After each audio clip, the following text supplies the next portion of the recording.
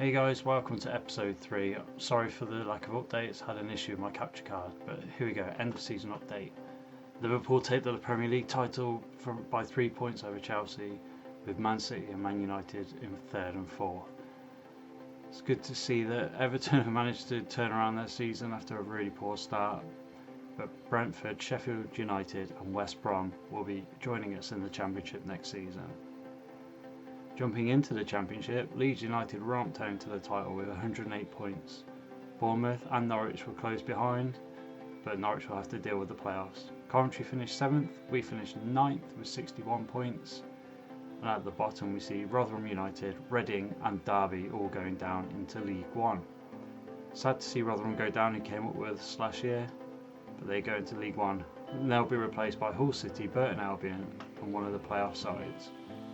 Down at the bottom of League One, Sunderland had a terrible season, whilst Cambridge, Morecambe, Mansfield and Swindon went down. Swindon were down there for most of the season unfortunately and eventually succumbed to relegation. Shrewsbury, Lincoln and Forest Green will be automatically promoted from League 2, with Walsall, Carlisle, Bradford and Cheltenham competing in the playoffs. Tranmere had a really good season after finishing near the bottom in the previous couple of years, whilst Hartlepool and Oldham both really struggled again this season. Oldham were well away from the rest of the pack. Jumping into the cups now, Chelsea won the FA Cup on penalties, beating Man City 4-3 on penalties in the final. Arsenal beat my Coventry side 3-1 in the final, a repeat of last year's final I think. Coventry doing really well again, hopefully they'll get promoted next season along with us.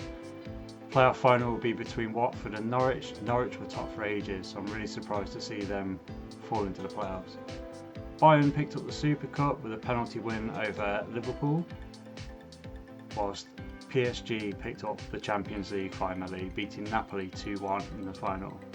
Spurs beat Barcelona 5-4 on penalties in the Europa League, which is a really massive result for Spurs. Barca dropping out of the Champions League again.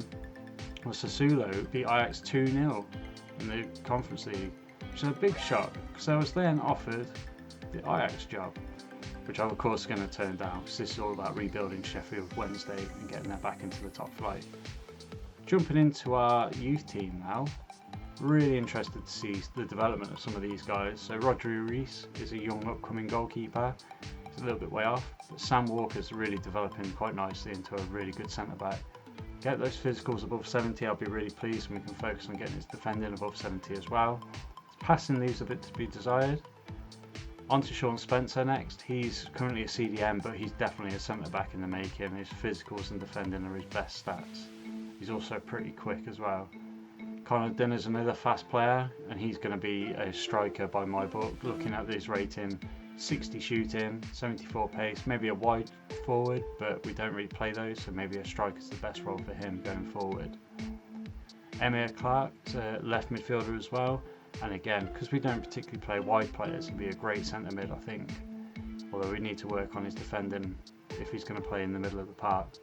Jacob Charlton's really struggling to come along. He's got lots of greens on his passing, but he's not really going to make the grade, and unfortunately he's going to be left I think in the youth team until we decide what to do next. Enrique Peralta also falls into that bucket because he's really just not come on. He's been with us since day one, but he's just really not blossomed as some of our other players have. 66 passing is pretty good.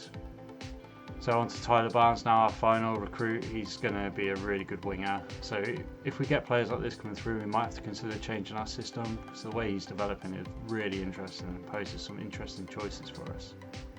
Into the first team squad. Top of the goals chart is Russo, who is the Ribery gem. He's been amazing for us this season. Although his average rating doesn't look great, 17 goals in 48 games is a good return.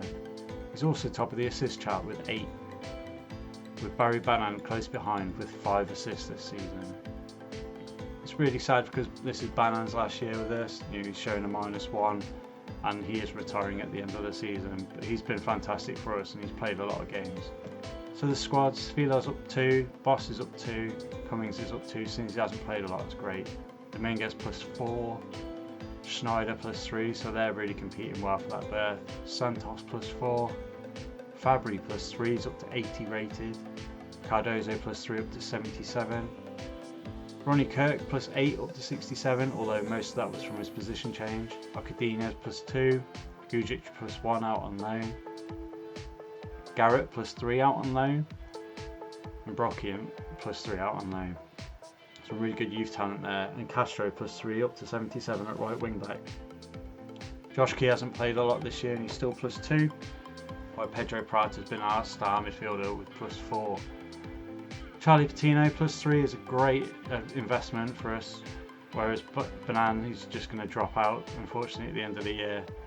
Deli Bashiru plus 2 out on loan, whilst Ryan Howley plus 5 out on loan. Rosso has been our best player at 80 rated, plus 3. He's been superb this season and we're going to struggle to hold on to him, whilst Alex Scott continues to develop in his backup. Jay Parr was promoted from the youth team, you may remember, and he's got potential to be special, so he could be featuring in the first team in the years to come. Garrett, still a little bit way off that, but he's an exciting prospect for the future. Ricky J. Jones still developing nicely with a plus 5 this season, along with John Jules, who's also plus 5 up to 73 rated. And Liam Delat plus 5 as well up to 74 rated. I tried to sign him, but his wages were far too big for us to consider. On to our objectives. We should be able to achieve the youth development with a couple of players already coming through. We managed to get 10 away wins, and we also managed to finish mid-table. We crashed out in the cup, but that's not to be unexpected. The top one we get so close to, 43 million profit, and we're going to end just shy of that with 36 million profit. So hopefully with the end of year additions and transfers maybe we can get above it, but I think we've failed that one. So a massive thank you guys for your support. Apologies for the lack of updates recently and the lack of data in this one. See you next time.